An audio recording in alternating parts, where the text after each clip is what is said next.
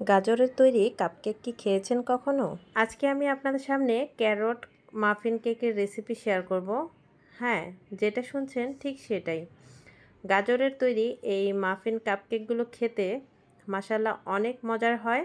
বাচ্চাদের জন্য বিশেষ করে এটা অনেক পুষ্টিকর, স্বাদে গুণে ভরপুর। এই মাফিন কেকগুলো দেখতেও যতটা সুন্দর, খেতেও মাশাআল্লাহ অনেক মজাদার আর অনেক প্রোটিনে ভরপুর।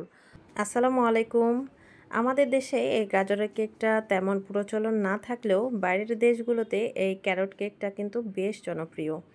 এত সহজ রেসিপি যে যে কেউ এটা ঝটপট বানিয়ে ফেলতে পারবেন। তার জন্য শুরুতেই নিয়ে নিচ্ছি একটি চালনির মধ্যে 1/2 কাপ প্লাস 1/4 কাপ পরিমাণ ময়দা। আমি এগুলো লেবেল করে নিয়েছি।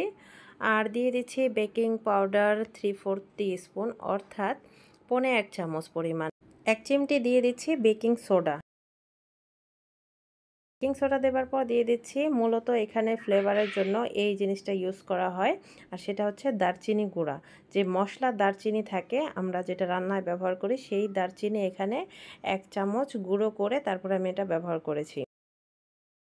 এর সাথে আরও দিয়ে দিচ্ছি 1 চিমটি পরিমাণ লবণ। তারপরে সবগুলো উপকরণ আমি একসাথে খুব ভালো করে চেলে নিব আর একটু মিক্স করে নিব। শুকনো উপকরণগুলো আবার ভালো করে মিক্স করে নিলে পরবর্তীতে বেকিংয়ের জন্য ভালো। আর সকল বেকিংয়ের কাজে শুকনো উপকরণগুলো মিক্স করে নেওয়ার ট্রাই করবেন। এখন এগুলো সাইডে রেখে তারপরে আমি বাকি প্রসেসিংয়ে চলে যাব। এখন আরেকটি মিক্সিং বোলের মধ্যে নিয়ে নিচ্ছি একটা ডিম। এটা রুমের স্বাভাবিক তাপমাত্রায় থাকা, ফ্রিজে থেকে থাকলে অবশ্যই বের করে নেবেন আধা ঘন্টা আগে মিনিমাম।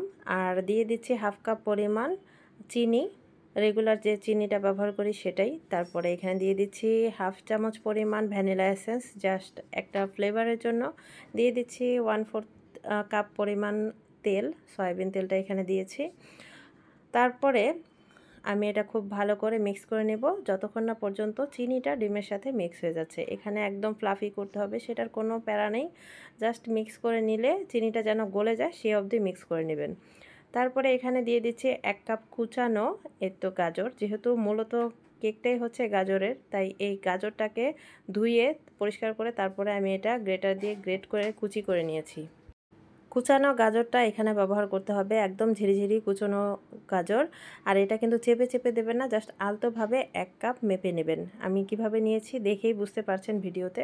ভালো করে কুচানো গাজরটাকে দিয়ে এভাবে আবারও একটু জাস্ট আলতোভাবে মিক্স করে নেব। খুব ওভার মিক্স 2-3 মিনিট টাইম নিয়ে মিক্স, সেটার কোনো প্রয়োজন নেই। তারপরে শুকনো উপকরণগুলো যেগুলো আগে থেকে চেলে রেখেছিলাম সেগুলো এর মধ্যে দিয়ে জাস্ট 1-2 ফোঁটা আমি দিয়ে দিলাম ইয়েলো কালার। এটা দেখার মানে কেকটা, মাফিন কেকটা এমনিতেও কালার সুন্দর আসে এমনিতেই, যেহেতু গাজরের একটা কালার থাকে। তারপর আমি এই সামান্য একটু কালার দিয়েছি, এটা কিন্তু অপশনাল, আপনারা চাইলে স্কিপ করতে পারেন।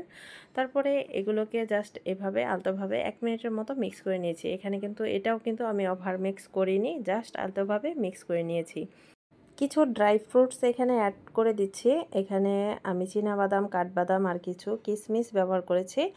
আর গাজরের কেকগুলোতে কিন্তু কিশমিশ দিলে এর টেস্ট বেশি ভালো লাগে, আপনারা চাইলে এটা স্কিপ করতে পারেন।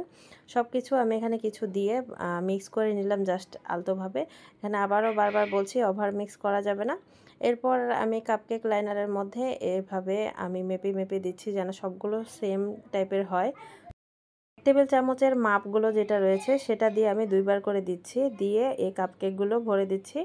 অর্থাৎ কাপকেকগুলো 3 ভাগের 2 ভাগ ভরে দিবেন, তাহলে এটা দেখতে ভালো লাগে, ফুলে আন্দাজ মতো আসে। সবগুলো ভালো করে মেপে মেপে দিয়ে তারপরে এই তো আমি আরও কিছু ড্রাই ফ্রুটস এর উপরে জাস্ট ডেকোরেশনের জন্য দিয়ে দিলাম, এটাও অপশনাল। আর কিছু ড্রাই ফ্রুটস দিলে উপরে যখন ফুলে ওঠে এটা দেখতেও কিন্তু অনেক সুন্দর লাগে, আমি কিছু দিয়ে দিয়েছি। আর ড্রাই ফ্রুটস অ্যাড করে এটাকে আমি কিছু ট্যাপ করে নেব হালকাভাবে।